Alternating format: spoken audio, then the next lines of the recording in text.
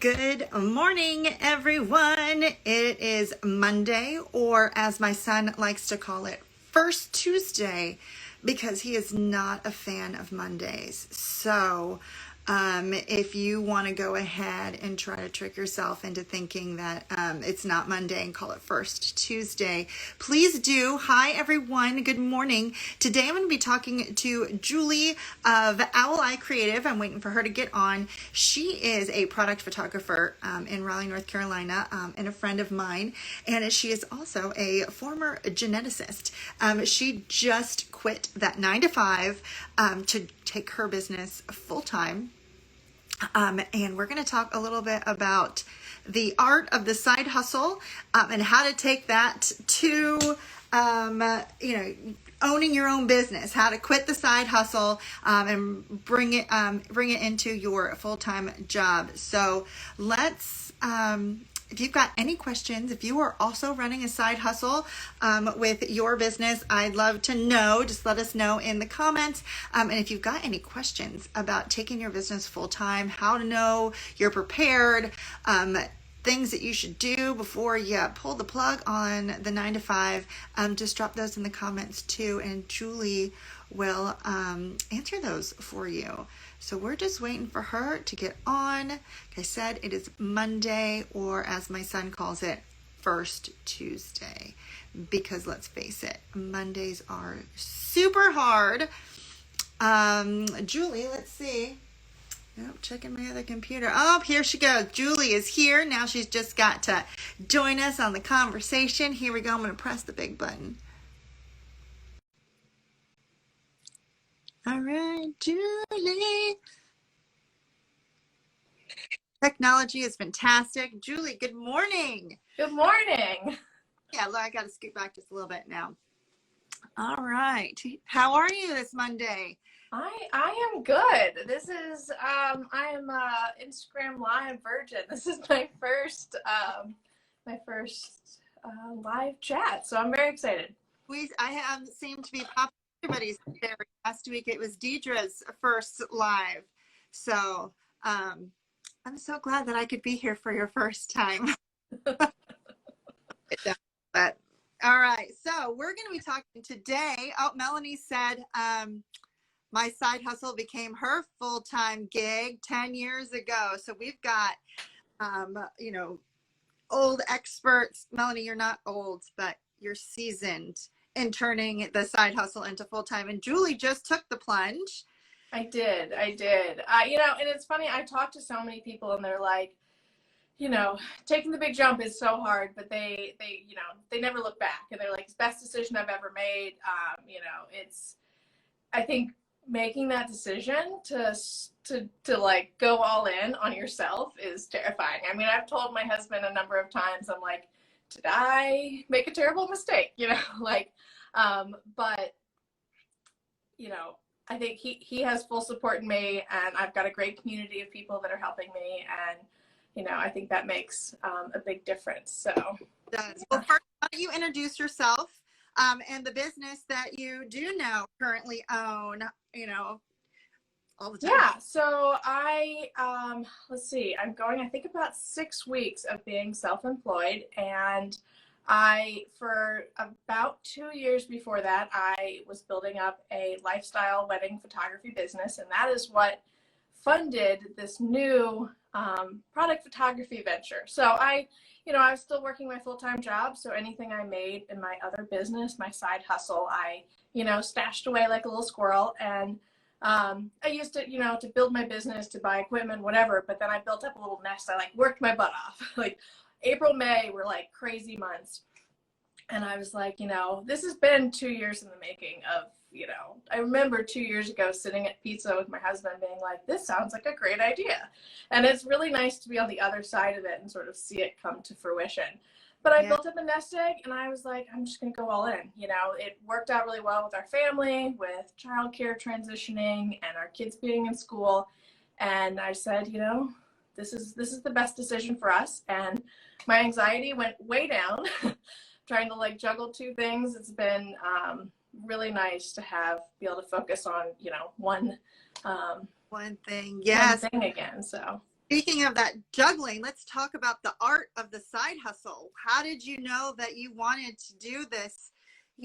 Turn your, love of photography into something that was going to eat up all your free time. I mean, it was very strategic. I mean, I will not lie that like we were looking ahead at what was best for our family and our childcare, and I said I needed more flexibility. And even though I worked from home for my job, my 9 to 5 job, which I did love. I mean, I love my career, and so it's very hard to put that aside. But it was very strategic. I said, I love this. This is a passion of mine. I want to focus on trying to build it into something. And I had no idea how long it would take, but that was the big thing. It was, like I said, it was strategic, but it was challenging. I mean, starting a business from scratch is very hard, and trying to do that in tandem with maintaining my other job was really good. But I finally got to the point where I was, I didn't feel like I could give both of them 100%, and it was just not fair for either of them. Got tired of doing, like decent job at both of my jobs. And I was like, something's got to change. So I decided to drop one so I could do 110% for the other one. So that was sort of the main driving force. Was I wanted to be, go all in, be successful, and give it all my energy. Yeah. And where along that journey did you kind of realize, okay, now here's the pivot point. Now I can actually start pulling away from my 9 to 5, working for the man, and I can start really pivoting towards gradually letting go of the 9 to 5 and working towards being self-employed? Like what sort of, was there a moment? Was there an aha thing? Was there a number that happened? Like, it's kind of like what I tell people who want to start a family. And I'm like, there's never the perfect time. You're never going to have everything, enough money and enough time. And, the stars are never going to align to have children. The same thing goes for like starting, going all in on a business. It wasn't that I was booked out every single weekend or anything like that. It was just, I was getting a lot of positive feedback from my clients. I was like, okay, like maybe I'm pretty, I had that validation from the community that I could trust fall into them, that, I'd have some, they'll have some income coming in. And I think that was sort of what ultimately, having a community that supported me, having friends and family that were like, you're doing awesome. We're so proud of you. And I was like, okay, this is working.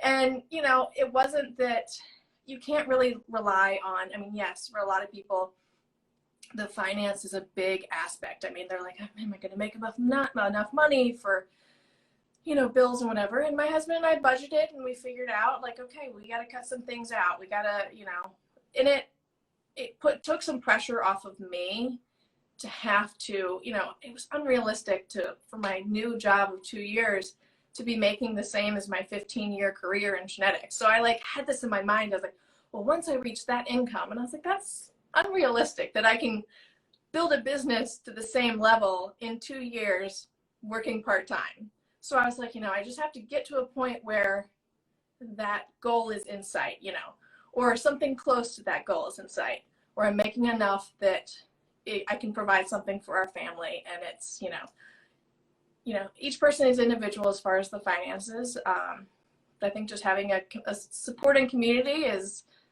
one of the big driving forces. So what are some things that you did? So, you gave your old boss your pay.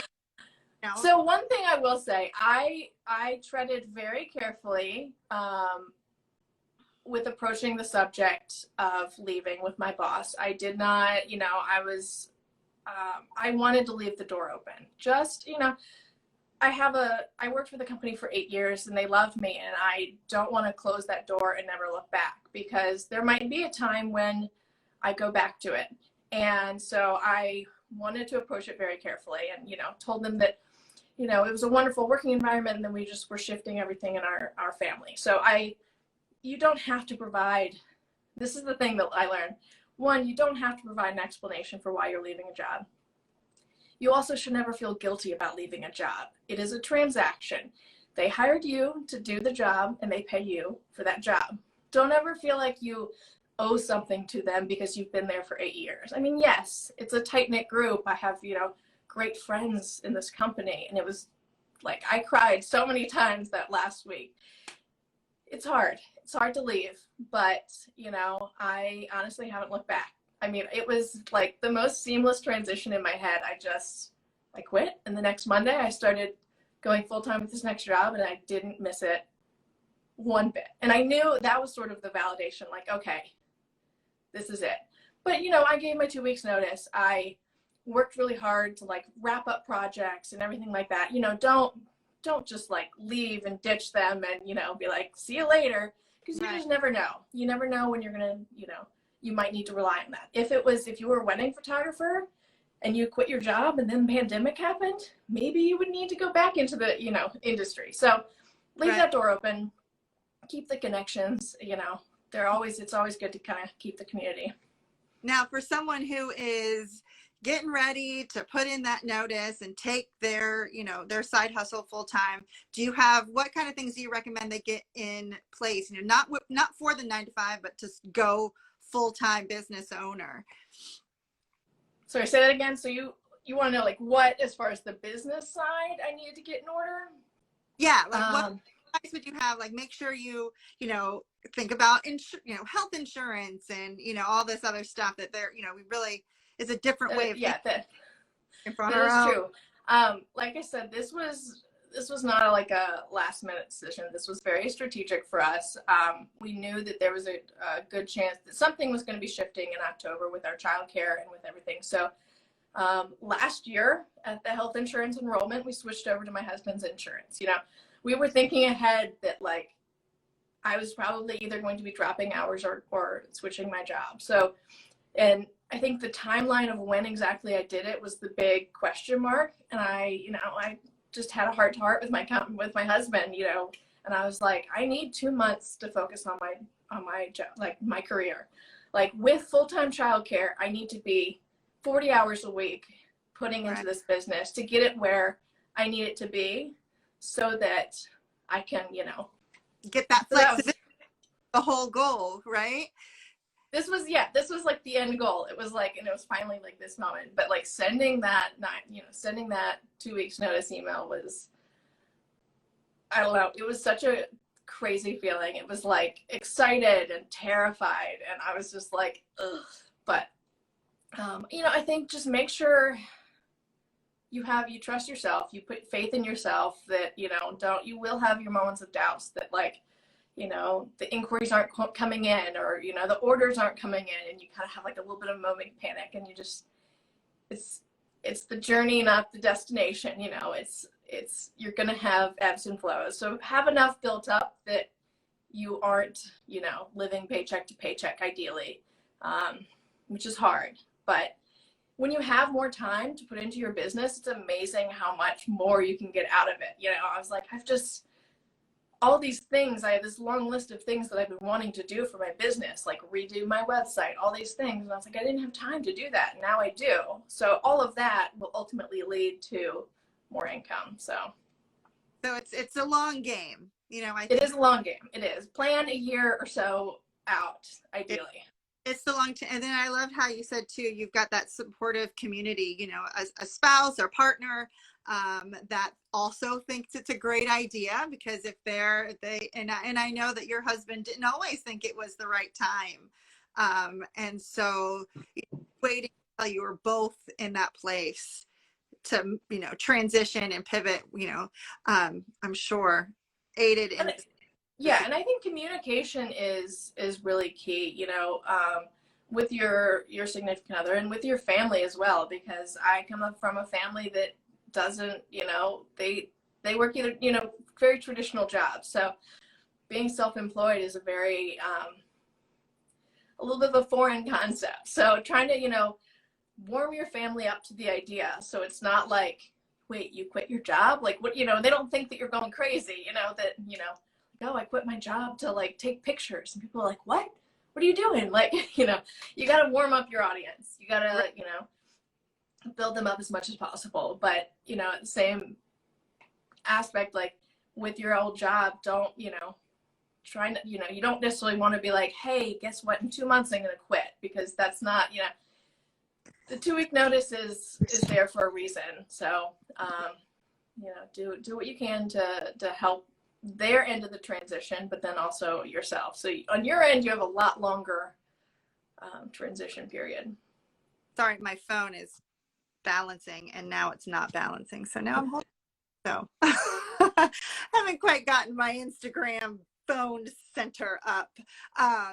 But yeah, and I think you've done it beautifully. I think you went into your launch into a full-time business with a very strategic plan to get your name out into the community more.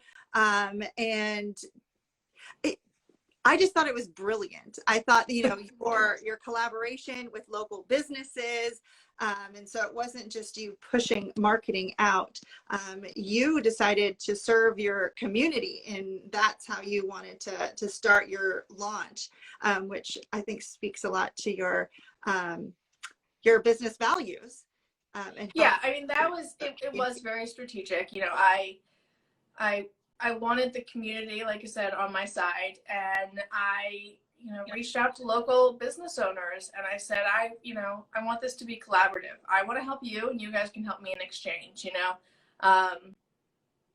I photographed their products, which built up my portfolio.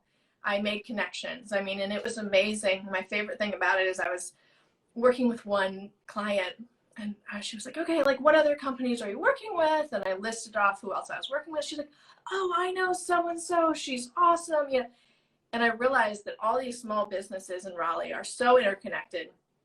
And I was like, so if they put a good word out to me, it's built-in networking.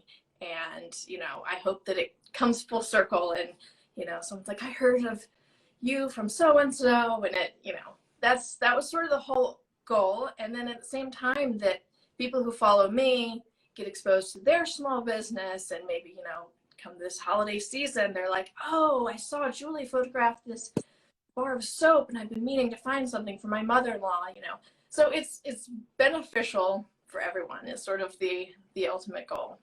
Yeah, it's, a new way of networking, since, not, meeting in person and, elbow bumping just isn't quite back yet.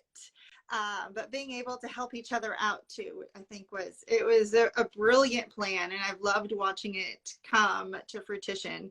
So what are the next steps for you? What do you've got the launch, what would you? So I was very ambitious. I kind of thought that as soon as I dropped my full-time job, I was going to have this, like, endless bucket of free time, which turned out not to really happen. But so I was like, I'll get it all done in a month, which was a bit ambitious. So I reanalyzed. I was like, okay, it will probably take me 2 months to get everything done. I hired a web designer and a brand designer to help me with this, because I said, there are some things that I just need to get a pro to help me. So I have someone in my website is nearly done, and then I also hired a copywriter to get all the words, because I love writing, but I have to be in the right mindset. And I was like, this is something I need help with. So this is part of the reason I built up some like a little nest egg, so that I could put some money into the business to get it where I needed it to be. But yeah, so the next step is, once I kind of get the website officially, I dot the I's, cross the T's, and everything working smoothly, I'll officially launch the website, and then I will be, open for business, and I'm excited. So leading up to the official launch, which I'm waiting on the website to know the exact date, but I'm going to have some giveaways and kind of sort of build up a little bit of momentum, working with those same small businesses, and try to build a community, and so they can help me and I can help them. Well, that's so exciting. So I've got one final sign-off question for you, for that business owner that's watching, that's doing it as a side hustle now, and is thinking about taking it full time. What advice would you offer him or her? It's like I said, that it'll never feel like exactly the right time. You just got to go for it. You got to rip the Band-Aid off. And if you are already thinking that it's the right time, it's probably already the right time. I know Janelle, like 2-3 months ago, she's like, just do it, just do it, just do it. And I was like, I know, you know. So just rip the Band-Aid off and go for it. And you know, make sure that you're prepared for the big jump, and then just go for it and don't look back. And yeah, that's the best advice I have. And find your people to support. Find your people, yeah.